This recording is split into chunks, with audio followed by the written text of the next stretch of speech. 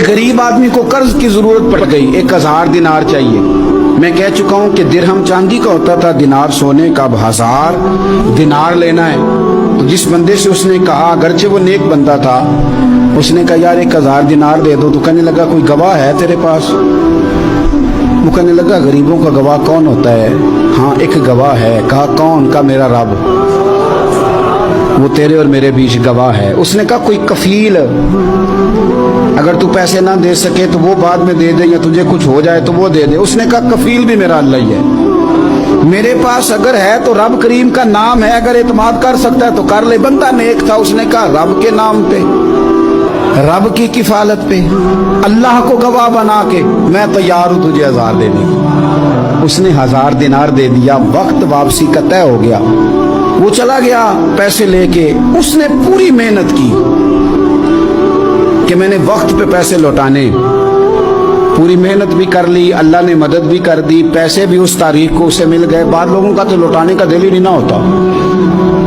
फरमाया हदीस पाक में कि तू लौटाने का इरादा कर, रब तेरी मदद भी फरमाएगा। लेकिन यहाँ बहुत सारे लोग कहते हैं खैर है, इरादा ही नहीं। तो फिर जिस तरह का बंदे का गुमान हो, रब भी उसी तरह का मामला फरमाता है।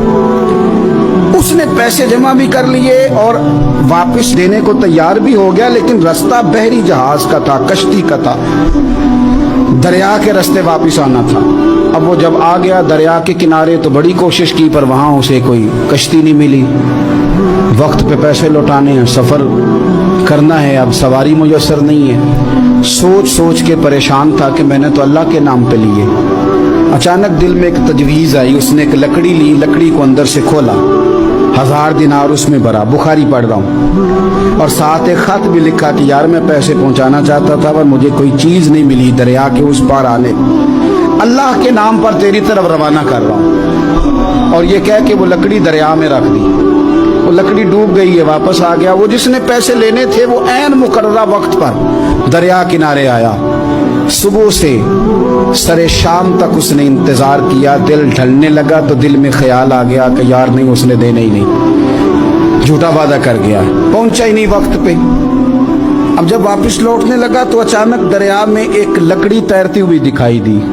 कहने लगा ले जाता हूँ, शाम को रोटियां पकाने के काम आएगी, ईंधन बना के जला लूंगा, हंडिया पक जाएगी। लकड़ी उठा के जलाने के लिए घर लाया। गुमान था कि वो नहीं आया वादा करके, अल्लाह को कफील और वकील बना के और गवाह बना के फिर भी नहीं आया। लकड़ी लेके घर गया, बुखारी है। और जब उसको चीरा ना कि मैं इसकी आग जलाऊंगा, खोला तो अंदर से 1000 दिनार भी निकल आया, खत भी निकल आया। अब जरा समझना, उसके दिल में बात किसने डाली कि तू लकड़ी में पैसे डाल दे? अल्लाह ने। उस बंदे को मुकर्ररा वक्त पे किनारे भेजा किसने? लकड़ी सिर्फ उसी के हाथ आई तो ये बंदोबस्त किया किसने? अल्लाह ने। घर जाके चीरी तो पैसे बाहिफाजत उस तक पहुंचाए किसने? तो फिर हमें भी तवज्जो अल्लाह की जानिब भी करनी चाहिए। हमारे पे दिल की तवज्जो रब की तरफ ही होनी चाहिए ना। हमें इधर उधर जाने की, देखने की, बंदों पर गौर करने की जरूरत क्या है? वो पैसे पहुंच गए, ये वहां अपनी जगह पे परेशान था। इसने 1000 दिनार और जमा किया। फिर दोबारा एक दिन दरिया किनारे आया, कश्ती मिल गई, बैठ के अपने उस भाई के पास आया। कहने लगा देखना मुझ पर बदगुमान ना होना, पैसे उस तारीख को भी जमा कर लिए थे। दरिया पे आया था पर कश्ती नहीं मिली थी।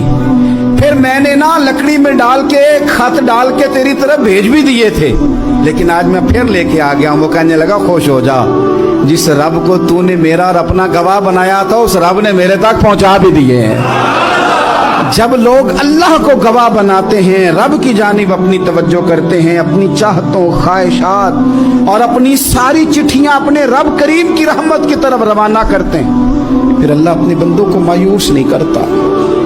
अल्लाह अपने बंदों को नवाज देता है।